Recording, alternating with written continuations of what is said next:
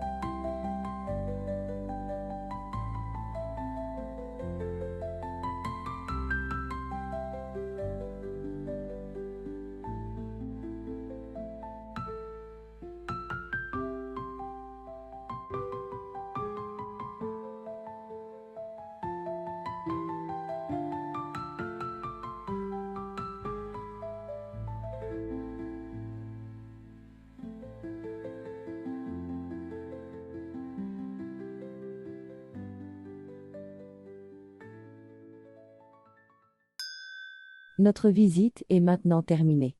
Mettez un like si vous aimez mon travail. N'oubliez pas de vous abonner. Merci et à bientôt.